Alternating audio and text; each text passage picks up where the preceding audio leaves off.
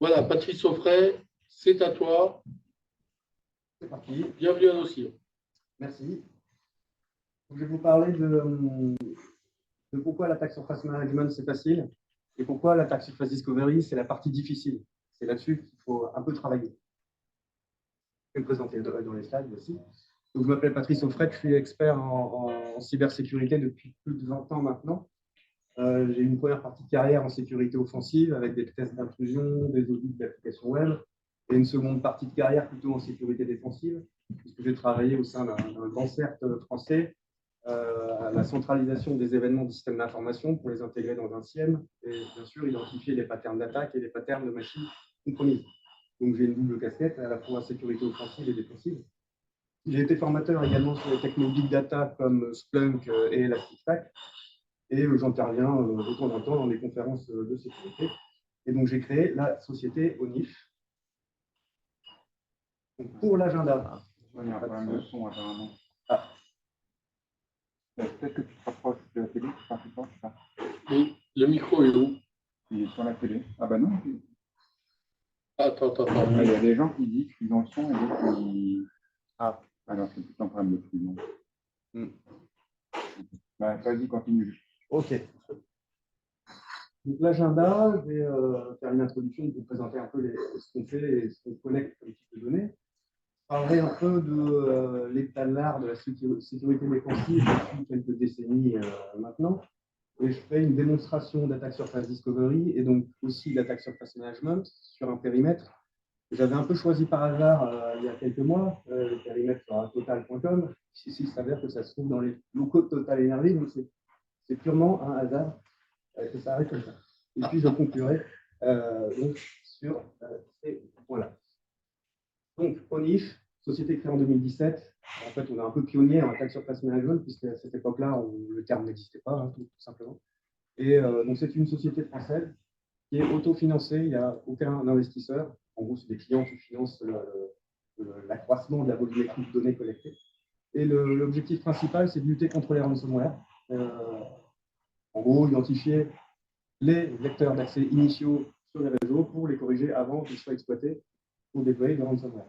Donc, c'est basé sur notre propre technologie, hein, tout a été développé chez ONIF. Et donc, les données qu'on collecte, tout est stocké sur nos serveurs. C'est des serveurs dédiés hébergés chez OVH en France. Donc, c'est un moteur de recherche dédié à la cyberdéfense, avec deux grands cas d'usage. C'est pour ça que je parlerai de cela dans cette présentation. Donc, découverte de la surface d'attaque, et ensuite, analyse des risques portés par les actifs qui ont été identifiés dans cette phase-là. Donc, on collecte des données de trois grands moyens. Le premier, ça va être le scan actif d'Internet. Donc, on scanne tout IPv4 et on scanne aussi des URL, et j'y reviendrai. Donc, active probing. On écoute aussi le bruit de fond d'Internet au niveau réseau. L'objectif, c'est d'identifier d'autres acteurs qui scannent Internet, globalement, que ce soit des buts malveillants ou non. Et on télécharge également des feeds de menaces, hein, typiquement des choses comme Emerging Threats, URL House, OpenFish, Fishtank. Et on intègre tout ça dans nos bases de données.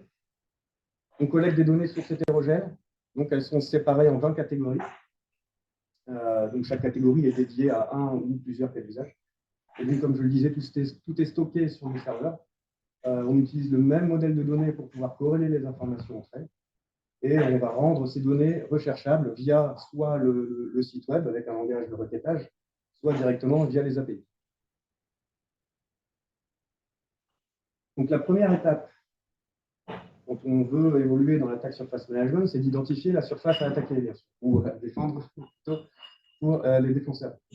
Notre solution d'attaque surface discovery, elle est basée sur une approche où on commence par un nom de domaine. Parce qu'avec la migration vers le cloud, les adresses IP qui n'arrêtent pas de changer parce qu'on pop une VM et puis on s'en sert plus au bout d'une semaine, bref, si on doit courir après les adresses IP pour créer un inventaire, on est toujours perdant puisqu'on n'a jamais quelque chose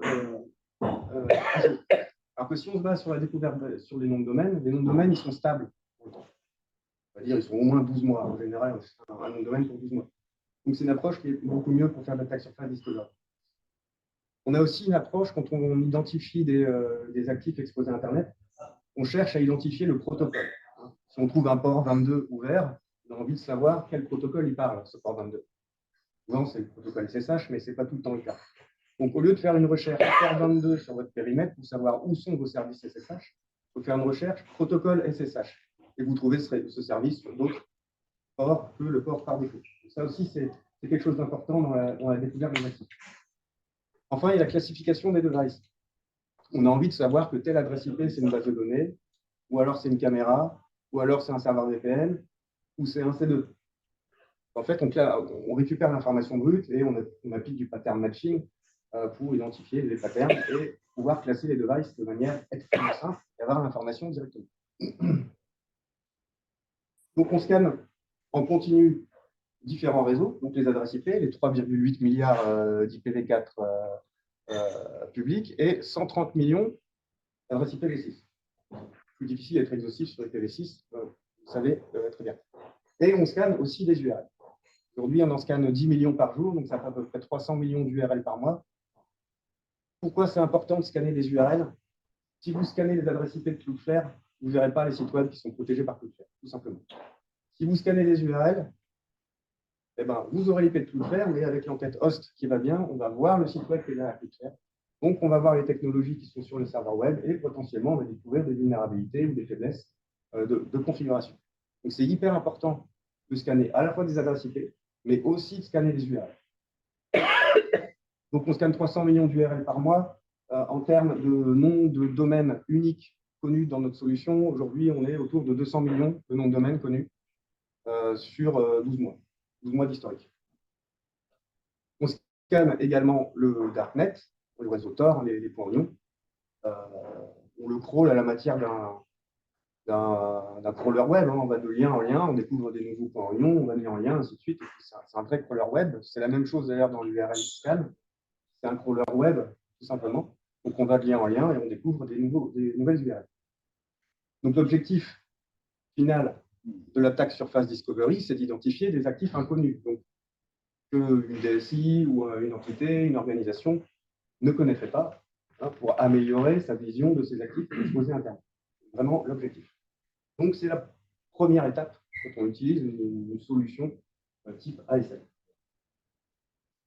Alors, une fois qu'on a fait la découverte de la surface d'attaque, on peut se demander sur quoi je dois faire le focus. Qu'est-ce qui est le plus important?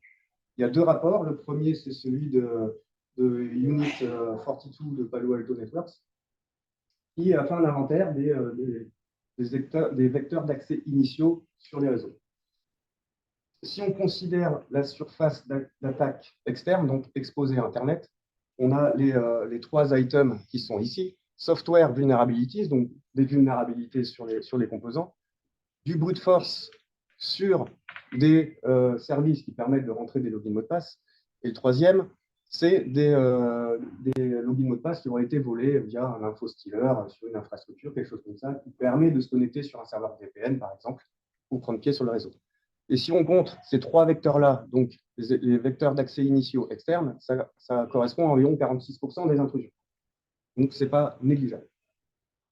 Le second rapport, qui est complètement du même tonneau, qui vient du CISA, donc du gouvernement américain, sur une analyse de Logbit, on retrouve à peu près la même chose. Donc, phishing pour voler des logins mots de passe, qui peuvent servir à se connecter à un RDP, un VPN, des choses comme ça. La réutilisation des mots de passe, parce qu'il y a eu un leak d'une base de données de mail avec un login mot de passe dedans, ou du brute force aussi, du guessing de login mot de passe. Et enfin, exploitation d'une vulnérabilité. Et on arrive encore à peu près au même chiffre, à peu près 50% des intrusions par ces trois vecteurs-là. Donc l'idée, une fois qu'on a découvert la surface d'attaque, c'est de savoir est-ce qu'on est concerné par ces 50% de risque d'intrusion. Et donc, c'est là qu'on arrive sur l'attaque surface management. Donc là, j'ai parlé des trois grands risques que sont l'exposition d'un service RDP, VNC, SSH, bref, tout ce qui permet d'entrer un login mot de passe. Les serveurs VPN exposés, on peut aussi rentrer des logins mot de passe sur certains VPN, c'est pour ça qu'il faut un petit peu activer l'authentification double facteur, c'est quand même, ça bloque pas mal la chose. Et on identifie plus de 60 CVE uniques Donc, c'est des CVE critiques. Ces CVE-là, on ne les choisit pas par hasard. On fait de la threat intel, hein, comme pas mal d'entreprises. On lit des rapports de threat intel également. Et on s'aperçoit que si on prend le top 10 de l'ANSSI au hasard, les 10 vulnérabilités les plus exploitées en 2022, ben, elles font partie de notre liste des 60 CVE qu'on détecte. Donc, on va vraiment faire le focus sur les vraies vulnérabilités qui permettent de s'introduire directement dans les réseaux. On fait le focus uniquement là-dessus. On ne cherche pas à remplacer les scanners de vulnérabilité. J'en reparlerai. Voilà. Donc, si on fait le focus sur ces 3 risques, on les corrige tous, on réduit déjà 50% le risque d'intrusion. Donc, voilà. Je vais faire la suite. Donc, on a d'autres risques, hein, qui sont identifiés dans l'attaque surface management. C'est par exemple, est-ce qu'on a une base de données accessible sans authentification sur Internet? Bon, ben, on risque de se faire voler des données, donc ça, ce n'est pas une bonne chose. Bon, la documentation est en ligne sur notre site sur ce qu'on considère un risque et qu'on peut identifier dans notre solution. Mais voilà, ce qu'il faut bien comprendre, c'est que au NIF, en attaque surface management, on fait le focus sur ce qui est le plus critique, ce qu'il faut absolument corriger, avec un objectif: couper le risque de ransomware, ou en tout cas le diminuer de manière importante dès le début pour éviter d'avoir à subir ce type d'événement. On stocke des données jusqu'à 12 mois.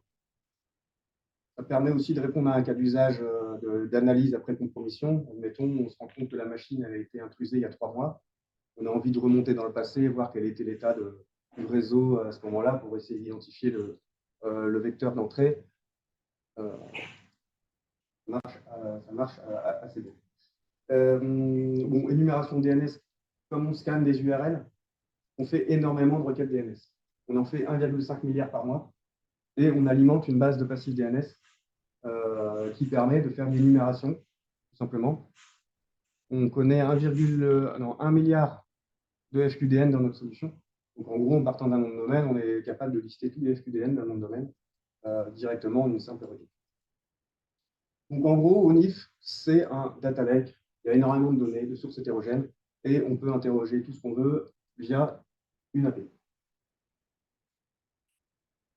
Donc, je vais parler un peu de l'état de l'art, en tout cas de ce que j'ai constaté depuis 2 décennies dans le domaine, sur comment les entreprises fonctionnent aujourd'hui, en tout cas, jusqu'à l'avènement de l'attaque surface management. Donc, l'attaque surface management, c'est un terme qui a été créé par Gartner autour de 2020, c'est relativement récent. C'est un nouvel outil dans l'arsenal des cyberdéfenseurs. L'objectif de l'attaque surface management, c'est d'aider les organisations à avoir une meilleure vue sur leurs actifs exposés à Internet. Et la vraie question, c'est comment on fait pour identifier les actifs dont je n'ai pas connaissance. Tout le monde connaît quelques noms de domaine, quelques adresses IP ou des ranges d'IP sur son réseau, ça c'est facile. Mais tous les autres, ceux qu'on ne connaît pas. C'est ça la vraie question. Et c'est l'attaque surface discovery qui permet d'y répondre. Alors, l'approche traditionnelle, je pense que vous avez tous traversé des entreprises dans lesquelles on parlait de programmes de patch management. Chaque année, il y a un nouveau programme de patch management et à la fin, on a toujours des intrusions. Donc, en gros, ça ne marche pas. Il faut être clair. Il y a Nicolas qui est là, ça va lui plaire. Alors, on utilise des scanners de vulnérabilité. Voilà, ça fait 20 ans que tout le monde utilise des scanners de vulnérabilité. On a toujours des vulnérabilités, on a toujours des intrusions. Mais il ne faut pas oublier, j'ai travaillé dans l'industrie du scanner de vulnérabilité, donc ça me rappelle des choses. L'objectif d'un scanner de vulnérabilité, c'est de sortir un rapport qui n'est pas vide. La peur du vendeur de Vulnerability Scanner, c'est que le rapport soit vide. Ça veut dire que le scanner, il est nul et il n'a rien vu. Donc, il faut absolument qu'il y ait quelque chose dans le rapport. Même les trucs qui ne servent à rien, qui sont exploités par personne, et qui servent à rien, tout simplement. Donc, ce que ça sort, ce n'est pas du tout une vue du réseau de la part d'un attaquant. C'est la vue du réseau de la part d'un vendeur de scanner de vulnérabilité. C'est l'état de l'art. À la fin, si on veut corriger toutes les failles qui sortent des vulnerability scanners, on est fatigué, en fait. Parce qu'on ne peut pas tout patcher, c'est pas possible. Ça, c'est fait. Un autre truc sur lequel j'aime bien taper ces temps-ci, c'est sur les scores, sur les vulnérabilités. On donne des notes au CVE. Donc, on a le CVSS. Plus récemment, il y a le EPSS. Ce que j'aime bien, c'est le terme prediction. Ça ne fonctionne plus. Ce système de donner une note et dire je vais patcher toutes celles qui font plus de 7,5, ça ne fonctionne plus. Moi, je défends une approche binaire. Une vulnérabilité, elle est exploitée pour s'introduire dans un réseau ou elle n'est pas exploitée pour s'introduire dans un réseau. Et le catalogue du CISA, le Non-Exploited Vulnerability Catalog, va exactement dans ce sens-là. La liste des CVE qui sont dans ce catalogue, c'est des CVE qui ont été vus comme étant exploités pour s'introduire dans les réseaux. Donc, au lieu d'avoir à traiter, je ne sais plus à combien, 20 000 CVE par an ou 100 000, on n'avait déjà plus que quelques dizaines, quelques vingtaines à traiter par an. Et si on s'occupe de celle-là, on fait avancer sa posture sécurité. Donc, il faut bien garder ça en tête. Autre chose, le traditionnel pen test. En théorie, on fait un pen test avant de mettre l'application en ligne. Qui a déjà fait ça? En général, elle est déjà en ligne. Bien. En général, elle est déjà en ligne. Et ah bah, elle est en ligne. Ah bah, faut faire un pen test. Bon, ça c'est une chose. C'est du timing. Bon. Le problème du pen test, c'est qu'il y a un scope, il y a un périmètre. Dans le meilleur des cas, on a une liste d'adresses IP et une liste de FQDN. Ça, c'est le scope. On n'a pas le droit de regarder ce qu'il y a à côté. Les cybercriminels, ils n'ont pas de scope. Eux, ils regardent tout ce qui est disponible et ils cherchent la faille là où elle est. Ils ne sont pas liés à un scope. Alors pourquoi les pentests traditionnels devraient être liés à un scope alors que les cybercriminels sont scope agnostiques? Il faut changer ce modèle sur le pentest, je pense. Donc, qu'est-ce qu'un scope? Question suivante. Pour moi, un scope, c'est une liste de noms de domaine. C'est des points de pivot. On va voir ce qu'on appelle des points de pivot. Des adresses IP aussi, bien sûr. Donc, pour les entreprises qui ont encore leur data center ou qui ont leur propre range d'IP, c'est important quand même de les faire. Mais surtout, ça doit aussi inclure les fournisseurs et les filiales. Pourquoi? Si les fournisseurs et les filiales traitent vos données, c'est votre périmètre. C'est à vous de le défendre. Donc, ça doit inclure aussi ces entités-là.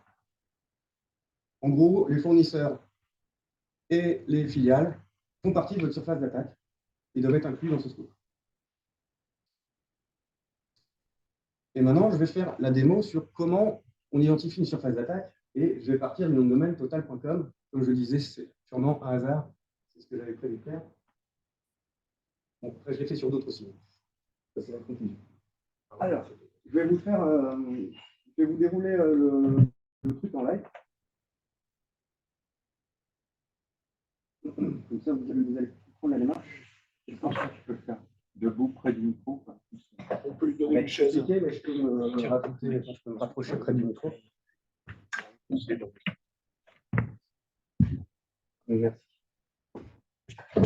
Le micro, il est censé être en haut ou en bas? Il est en haut, c'est la caméra qui est au-dessus, c'est pour ça. Ok. Voilà, ça devrait être. Ça va, vous voyez ici. Hop. Alors, allons-y. Donc, total.com. Je vais peut-être agrandir un petit peu. Donc là, ça va être le périmètre que je vais créer. Et ça, c'est une procédure qu'on a définie chez ONIF qui va utiliser toutes les données qui sont stockées dans les bases, dans nos bases. Et cette procédure, elle est répétable. On peut la dérouler sur n'importe quel nom de domaine. Et à la fin, on arrive à l'identification de tous les actifs. Enfin, tous les actifs. Difficile d'être sûr que ce soit à 100%.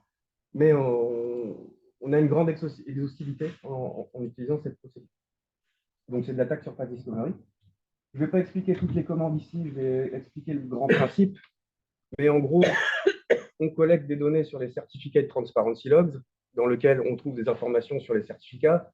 Donc, dedans, il y a des hostnames, il y a des noms de domaine, et il y a des champs d'organisation qui disent bah, tel nom de domaine, il appartient à telle organisation. Et donc, l'idée, c'est de trouver les valeurs uniques de ces champs-là. Okay. Donc là, on va dire total.com. Donc, on a 12 mois d'historique. Donc ici, on prend le nom de domaine total.com et on veut trouver toutes les valeurs uniques du champ organisation du certificat TLS. Et on sauvegarde dans un fichier pour s'en resservir par la suite. Ça peut prendre plus ou moins longtemps en fonction du nombre de certificats qui ont été trouvés. Je crois que sur celui-là, c'est assez rapide, c'est quelques secondes. Moi, je peux expliquer la suite pendant qu'il fait ça. En fait, on peut tomber sur du faux positif. On peut tomber sur des valeurs qui n'ont rien à voir avec le périmètre. Et c'est pour ça qu'à chaque étape, je dois un peu repasser manuellement dessus pour supprimer les faux positifs évidents. Donc là, si je regarde ce qui a été identifié, on voit qu'il y a du clou de flair. Effectivement, c'est un faux positif évident. Alors, on a des outils aussi, là, je ne le montre pas, mais on peut créer des listes d'exclusion. Comme ça, de manière automatique, c'est nettoyé. Là, je fais le nettoyage manuel. Donc, clou de flair, Salesforce, Salesforce. Voilà. Bon, là, c'est deux chaînes de caractères identiques, puisque c'est non sensible à la casse. Bon, je le laisse comme ça. Donc, on a fait une première étape. Et l'étape suivante, c'est de reprendre ces noms d'organisation et d'identifier dans les CTL tous les domaines qui ont cette valeur dans l'organisation. Donc, on exécute ça, on prend, je sais pas si c'est celui-là, c'est le point 2. On prend les CTL, on prend toutes les valeurs de Subject Organization sur 12 mois et on va récupérer toutes les valeurs uniques de nom de domaine.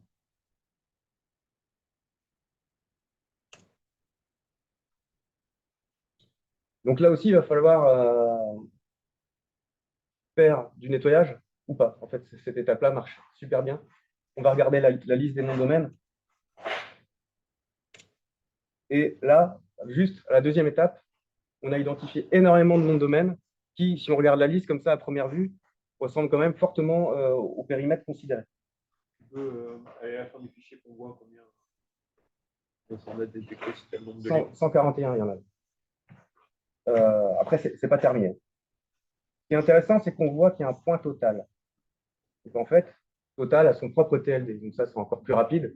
Au lieu de faire un filtre sur domaine de points, eh ben, on fait un filtre sur TLD total. Donc là, on prend tout ce qui est en point total, c'est directement dans le périmètre. OK. Donc, on a récupéré les noms de domaine. On a fini une première itération. En fait, on va faire 3 itérations parce que c'est ce qui donne les meilleurs résultats. Après, on peut continuer. En gros, dès qu'on a des nouveautés, on peut recommencer une itération jusqu'à ce qu'il n'y ait plus de nouveautés. C'est un peu l'algo. Il y a plein de marques qui appartiennent à Total, qui ne s'appellent pas Total. Oui. Eh ben, Hub Total, Planète Énergie, Drillix, ben, c'est un point total. Il y a un truc sur lequel j'étais tombé, c'était Industrie. Je me suis posé la question, c'est bizarre, l'industrie. En fait, bon, on peut faire une levée de doute aussi simplement en se connectant sur le site web. Et si on va voir sur l'industrie, par exemple, l'industrie apprend un métier d'avenir. Si on regarde et qu'on descend, tout en bas, l'initiative de Total Energy Foundation. Donc, on est encore dans le scope là. Tomcard, My Total. Ah oui, il y en a un que j'aime bien. Mais si on prend, je ne sais pas moi, Cepsa, Elf. Elf, c'est dedans. Ça, ce sont des marques de Total. Il y avait Elf, là. Ouais, Elf, c'est dedans. Et c'était lequel, l'autre, tu dis? Cepsa, en Espagne. S-E-P-S-A. Pardon. C-E-P-S-A. C-E-P-S-A. Non, celui-là, il n'y est pas. Mais c'est pas grave. On prend la démarche en mettant cepsa.com en input et on recommence. Donc, OK. Donc, ça, c'est fait. C'est ma procédure.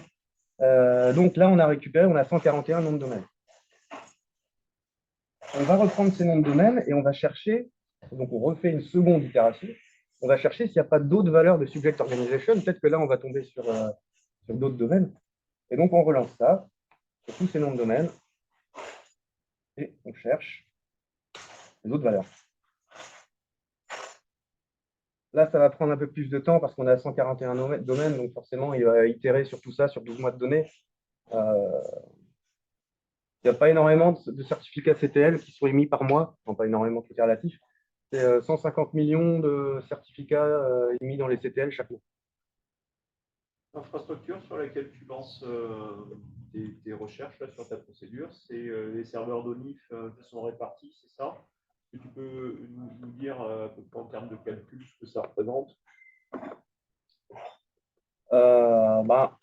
Pour interroger des milliards d'enregistrements. Bon, là, je sais que tout ça, c'est du faux positif, donc j'enlève tout. Donc, en gros, on a Total et ceux qui est nouveau ici. Ah, il y en avait d'autres? Ah mince. Bon, je relance. Pour interroger des milliards d'enregistrements, c'est à peu près 0,1 seconde d'interrogation. Voilà, c'est de l'Elasticstack derrière, tout simplement.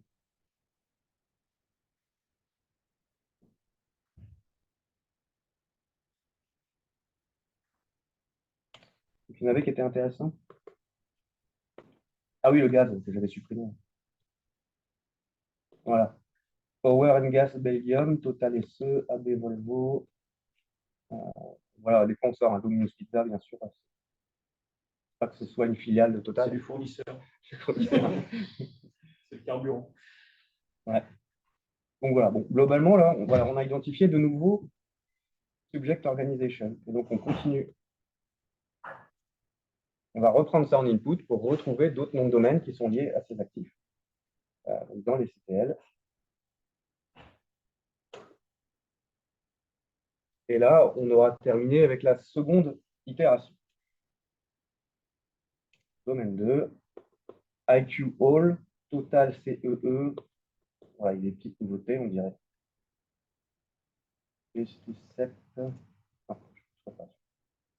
E-business, tous les TLD qu'on veut. Wash. Ouais, il y en avait un que j'aimais bien, c'était quoi? Mazout. Mazout Online. Oui. Ah, il arrive après. Donc là, on va faire la troisième itération. Donc la troisième et la dernière itération pour avoir un inventaire assez court. Donc on va fusionner tous les domaines qu'on a identifiés. On va faire la déduplication. Et cette fois, donc on va chercher encore toutes les valeurs uniques de nom d'organisation dans les certificats, mais cette fois, on utilise la catégorie DataScan. Comme on scanne Internet aussi de manière active, on récupère aussi des certificats TLS. Il peut y avoir des certificats qu'on n'a pas vus dans les CTL.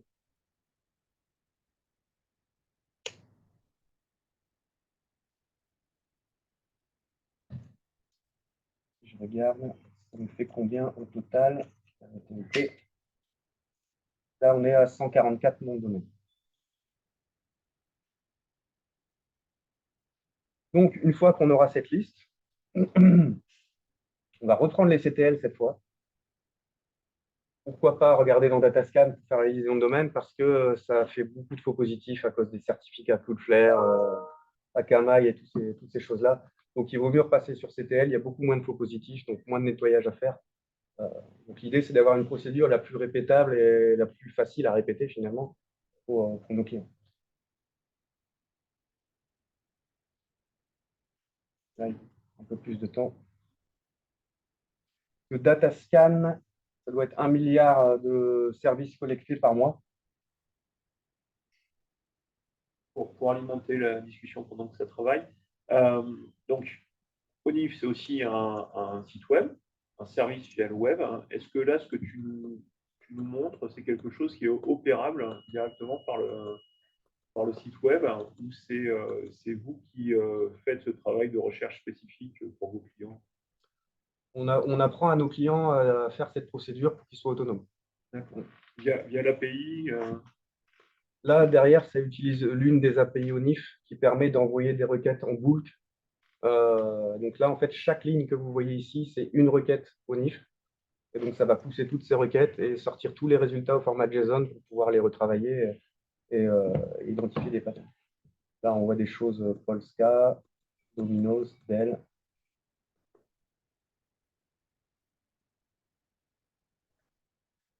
Voilà, Total Energy. Là, vous voyez, on a encore des choses. Donc, on va prendre ça en entrée. Donc, cette fois, on revient sur CTL et on va terminer la dernière itération sur l'identification des listes de domaines et de noms d'organisation. Et on sera bon. Up Total, Total CE, toujours pas de CE. Total Special Fluid, c'est peut-être nouveau. Alors ça c'est important aussi, comme GH, ça c'est un TLD. Et on a créé une liste de TLD comme ça de plusieurs niveaux, parce que pour parser les noms de domaine, on est obligé, sinon on aurait eu juste en domaine, on aurait eu com.gh. Ça n'a rien à voir avec le scope. Comme on a la liste des vrais TLD, pour Emma, on peut avoir la liste des vrais noms de domaine. Donc, on a fait la troisième itération. Voilà. Il y a une étape qu'on ne fait pas parce qu'elle nécessite beaucoup de nettoyage. Donc, je ne vais pas la faire ici parce qu'on on est en temps contraint. Donc maintenant, on va fusionner tous les noms d'organisation dans un fichier. Comme ça, on a un inventaire des noms d'organisation, un inventaire des noms de domaine. C'est pratique. Le TLD total, comme il y en a un, je l'ai rajouté tout à l'heure. Je vérifie que je ne l'ai pas oublié. TLD, je ne l'ai pas oublié. Et on va fusionner tout ça. Et ça représente l'inventaire complet de la découverte de la surface d'attaque. Mais il reste une dernière étape, non, 2 étapes. Pardon. Il se peut que Total ait ses propres data centers. On collecte aussi les données WIS sur les adresses IP. Et donc, en faisant du matching sur les noms de domaine, on va trouver les ranges IP qui appartiennent à l'un des noms de domaine qui sont dans la liste. Et comme ça, on va retrouver tous les subnets de Total.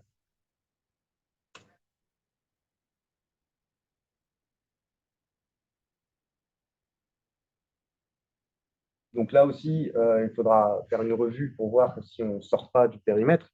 Parce que si on inclut un /16 qui n'a rien à voir avec Total, bien sûr, on va trouver des informations qui n'ont rien à voir avec Total. Donc ça, par exemple, Jamaica Online, non. Voilà, Total Energy, next, Total, oui, Total, oui, Total, oui. Voilà. Là, on a un certain nombre de subnets. Bon, une petite commande de geek pour le convertir au filtre qui va bien. Donc, le filtre qui va bien, c'est faire une recherche CIDR dans ONIF, c'est IP, deux points, et puis le réseau CIDR. C'est comme ça qu'on fait la recherche. Donc ça, c'est fait. On rajoute les subnets à l'inventaire général. Voilà. Donc, il y a maintenant 166 lignes qui permettent d'exécuter 166 requêtes ONIF pour aller récupérer les données sur l'inventaire. Mais il reste une dernière étape.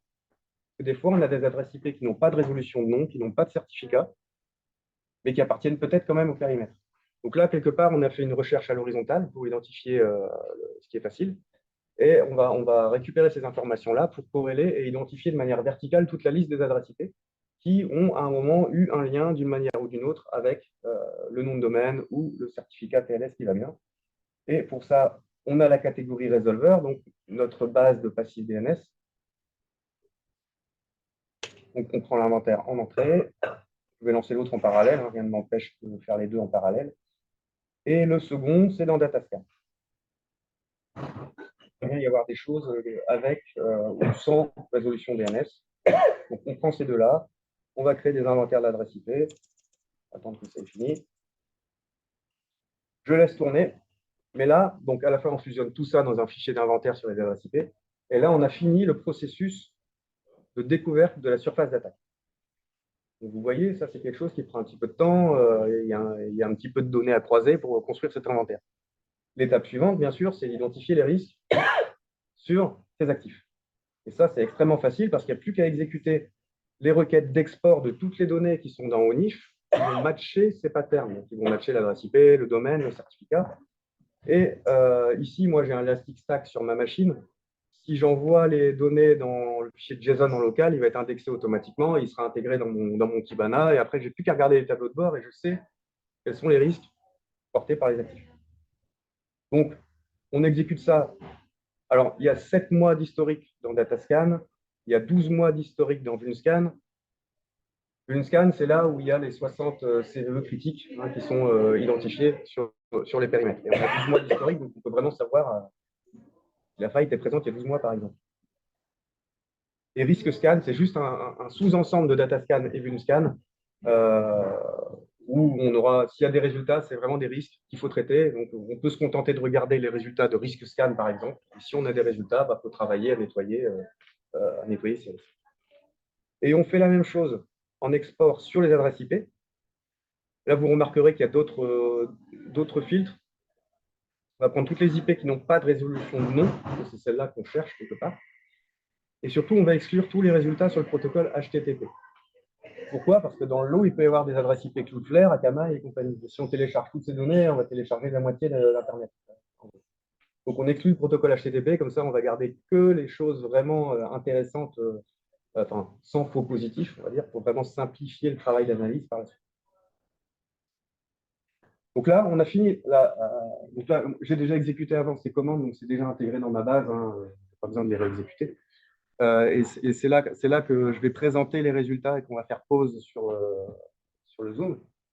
Mais là, en gros, il n'y a plus qu'à aller dans l'interface Kibana et regarder qu'est-ce qui ressort de cet inventaire. On arrête l'enregistrement. C'est bon, merci pour la démo. Ouais. Faut que je reste encore à côté du micro. Donc, ça conclut l'exercice de découvrir une surface d'attaque en partant d'un nom de domaine et d'identifier les risques portés par tous les actifs qui ont été identifiés sur un exemple concret. Et donc, je vais conclure. Donc, on a déroulé cette procédure aujourd'hui sur uniquement 3 domaines, pas beaucoup. Et on va la dérouler sur d'autres domaines pour avoir des stats qui sont un peu plus, on va dire, caractéristiques, pardon, un peu plus parlantes, parce que sur 3 périmètres, bon, tout le monde a des serveurs VPN, ce n'est pas une surprise. Tout le monde a un RDP, c'était un peu une surprise. Sur les 3, il y a Total, vous l'avez vu, il y a SNCF et Tesla. Les 3 ont un RDP sur Internet. Et c'est pas complètement impossible, mais c'est un autre sujet. Et les 3 ont un SSH, et 2 sur 3 ont eu une vulnérabilité critique. Il n'y a que Tesla qui n'en a pas, en fait. Donc, pour résumer, les scanners de vulnérabilité, ça ne marche pas. On l'a vu, ils doivent trouver quelque chose qui ne sert à rien. Voilà, ils doivent sortir un rapport. C'est très bien pour faire des KPI et avoir des tableaux de bord pour le management. Et puis, tous les mois, on se réunit, on regarde, est-ce qu'on a plus de couleurs que le mois précédent ou est-ce qu'on en a moins, c'est cool. Pour la cyberdéfense opérationnelle, il nous faut d'autres outils. Donc, le patch management, ça ne marche pas. Il y a toujours des failles critiques sur Internet. Là, après des décennies de tentatives, voilà, faut arriver à une conclusion. À un moment, on ne peut pas continuer sur le même schéma. L'attaque surface management, c'est facile. Le plus difficile, c'est de créer une découverte de la surface d'attaque. Donc, le plus difficile, c'est d'identifier l'inconnu. Mais vous voyez, il y a des outils qui existent qui permettent de faire ça. Petit bonus, l'attaque surface discovery peut aussi être un bon complément au scanner de vulnérabilité. On n'a plus qu'à lui fournir la liste des adresses IP et la liste des FQDN. Et puis, le scanner de vulnérabilité, voilà, il lance son rapport. Et puis, il sort son rapport et voilà, et tout le monde est content. Donc, il ne faut pas créer un inventaire en se basant uniquement sur une liste d'adresses IP parce que ça change de plus en plus vite. Donc, il faut se baser sur les noms de domaine, puisque c'est stable dans le temps, et sur les noms d'organisation, comme on l'a vu dans les certificats. Il faut, bien sûr, cet inventaire, il évolue, il y a souvent des nouveaux noms de domaine qui arrivent, donc il faut le mettre à jour régulièrement, une fois par mois, c'est pas mal. Et un dernier point, souvent, on cherche à identifier j'ai quoi comme actif dans le cloud. On s'en fout qu'il soit dans le cloud, on-prem ou ailleurs.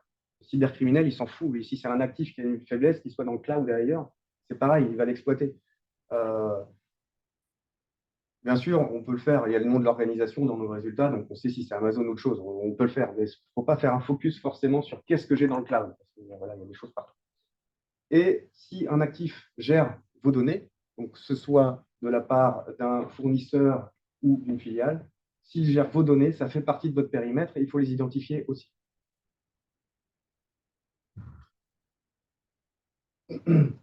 Le focus, c'est important. On a vu qu'il y a des failles qui servent à rien et des failles qui servent à quelque chose, en gros.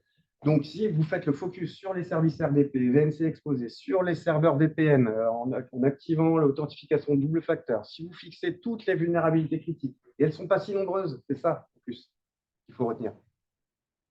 Si vous faites le focus aussi pour identifier les actifs qui ne sont pas connus et maintenir l'inventaire à jour régulièrement, vous allez réduire la surface d'attaque de 50% si on en croit les rapports de ces sociétés dont j'ai parlé.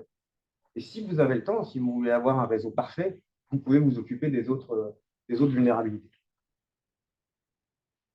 Voilà, merci.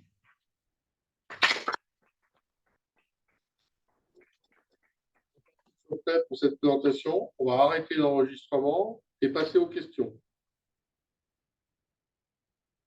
Du coup,